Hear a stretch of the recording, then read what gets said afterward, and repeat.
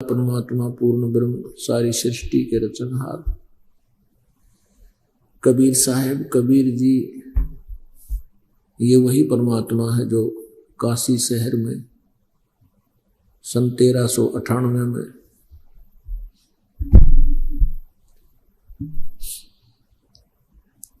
संवत 1455 ज्येष्ठ उतरते की पूर्णमासी को सुबह ब्रह्म मुहूर्त के अंदर एक लहर तारा नामक तालाब के अंदर विकसित कमल के फूल पर शिशु रूप धारण किया था।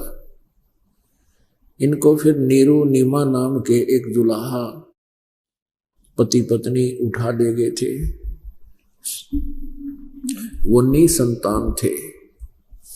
परमात्मा की परवरिश जुल्हे के घर होने से आगे चलकर वे अपने नियमानुसार अपने कर्तव्य कर्म के अनुसार जिस उद्देश्य से वो आते हैं वो एक जीवन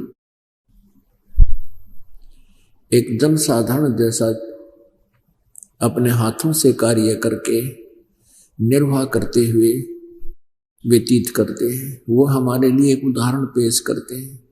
उस उद्देश्य से वो परमात्मा फिर बड़े होकर के जुल्हे का कार्य करने लगे, जिससे फिर जुल्हा नाम से धाणक नाम से प्रसिद्ध हुए। ऋग्वेद मंडल नंबर 1 सूक्त नंबर 31 और मंत्र नंबर 17 में ये स्पष्ट किया हुआ है कि वो परमात्मा सशरीर है, मनुष्य की तरह मनुष्य जैसा है और यहाँ अपना अन्य रूप धारण करके एक मनुष्य की तरह कार्य करके अपना जीवन निर्वाह करता है। तो वही लीला परमात्मा ने पहले की हुई थी जो आज वेदों ने उसको सेकंड किया, वेदों ने आज उसका समर्थन किया। तो इससे सिद्ध है कि Kabir is God, Kabir is complete God. परमेश्वर कबीर जी पूर्ण परमात्मा है, कंप्लीट गॉड। अब गॉड तो अन्य भी हैं, जैसे ब्रह्मा जी गॉड माने स्वामी प्रभु। जैसे ब्रह्मा विष्णु महेश जी एक ब्रह्मांड में एक एक विभाग के गॉड हैं, प्रभु हैं, स्वामी हैं। रजगुण विभाग के ब्रह्मा जी, सतगुण विभाग के विष्णु जी, तमगुण विभाग के शिव जी, ये भी गॉड हैं, लेकिन ये कंप्लीट गॉड नहीं है। इनका पिताजी जो है ब्रह्म, ये 21 ब्रह्मांड का गॉड है, 21 ब्रह्मांड का स्वामी है। ये भी कंप्लीट गॉड नहीं है, पूर्ण परमात्मा नहीं है, पूर्ण ब्रह्म नहीं है। फिर अक्षर पुरुष जिसको परब्रह्म कहते हैं, ये 7 संख ब्रह्मांड का गॉड है, स्वामी है। ये भी कंप्लीट गॉड नहीं है, ये भी पूर्ण परमात्मा नहीं है। परम अक्षर ब्रह्म अर्थात कबीर जी, ये वही परमात्मा है जो सतलोक से चलकर यहाँ काल के लोक में काशी शहर में एक तालाब में विकसित कमल के फूल पर आकर के शिशु रूप धारण किया था।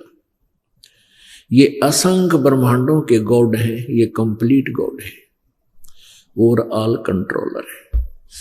ये हम सबके पिता हैं, ये हमारे मालिक हैं, हम इनकी आत्मा हैं, हम इसकी बच्चे हैं। हमारे को यहाँ महादुखी देखकर परमात्मा स्वयं ही आते हैं और हमें चेष्टा करते हैं कि तुम गंदे लोक में फंसे पड़े हो, ये गलत स्थान है, तुम अपने निज स्थान को याद करो। लेकिन हम काल के प्रभाव से और बहुत असंख्य जन्म हो गए हम यही घिसे पिटे इस काल के लोक में इस प्रोसीजर को अपनाए हुए हैं। हमारी आस्था, हमारी वृत्ति इसी में समा चुकी है, इसमें बहुत बुरी तरह जकड़ी जा चुकी है। परमेश्वर आकर के रह रहकर हमें ज्ञान सुनाते हैं और जो पुण्यात्मा परमेश्वर पर विश्वास कर लेती है उनको सतलोक ले जाते हैं। अमर करूं सतलोक पठाऊं, ताते बंदी छोड़ कहाऊं। बंदी छोड़ हमारा नामम, अजर अमर है अस्थिर ठामम। हमारा बंदी छोड़ नाम है, बंदी छोड़ हमारी उपमात्मक नाम है, और हमारा स्थान अजर अमर है, सतलोक है, शाश्वत स्थान है। 16 शंख पर हमरा तकिया, गगन मंडल के जिंदा, हुक्म हिसाबी हम चल आए ही, काटन यम का फंदा। 16 शंख कोस की दूरी पर सतलोक है, वहां हमारा तकिया है, हमारा निज स्थान है। और हम यहां काल के लोक में आप जी के कर्मों के बंधन को काटने के लिए आए हैं। इसलिए अमर करूं, यानी जन्म मरण से सदा के लिए पीछा छुटवा दो। अमर करूं सतलोक पठाऊं, इसलिए मैं बंदी छोड़ कहा, यानी कर्मों के बंधन को परमेश्वर कबीर जी ही काट सकते हैं। इसलिए वो कहते हैं, इसलिए मुझे मैं बंदी छोड़ कहलाता हूं। पृथ्वी पर किसी के आगे पीछे कभी भी बंदी छोड़ नहीं लगा। एक समय हमने एक गुरुद्वारा देखा जिसमें लिखा था बंदी छोड़ गुरुद्वारा। वो गुरु गोविंद सिंह जी के बारे में लिखा हुआ था कि उसने कुछ राजाओं को, जो किसी एक राजा ने बंद कर रखे थे, उनके साथ झगड़ा करके उनको छुटवा दिया था। तो ऐसे ये अलग टाइप के बंदी छोड़िए, तो बंदी यानी कैदियों को छुटवा दिया, और ये काल के लोग से छुटवाएंगे, ये वो बंदी छोड़े। तो इसलिए थोड़ा डिफरेंशिएट करना पड़ता है।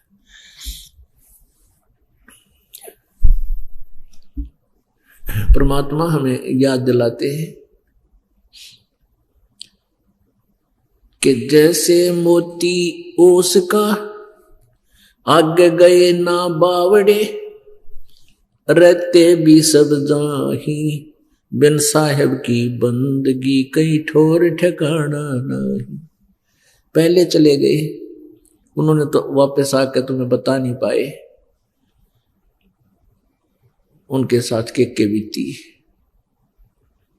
और जो बाकी बचे हैं वो भी सब चले जाएंगे, शरीर छोड़ छोड़ कर मर जाएंगे। बिन साहेब की बंदगी की तो ठोर ठिकाना ना। साहेब अभी आपको बताया था, साहेब माने गॉड, राम, भगवान, परमात्मा।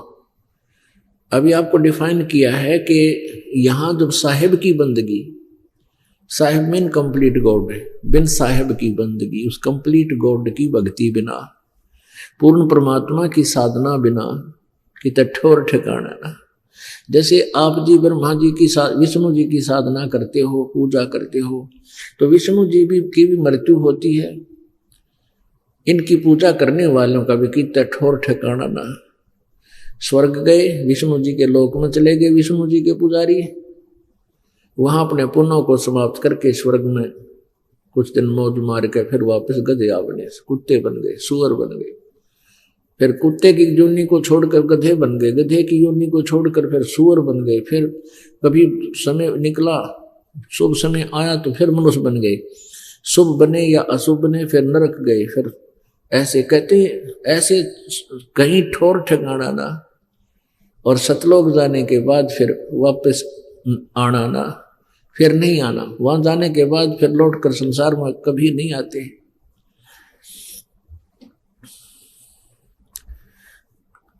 गीता जी, श्रीमद् भगवत गीता अध्याय नंबर 15 के श्लोक नंबर 1 से 4 में और 16-17 में इस संसार की परिभाषा बताई गई है।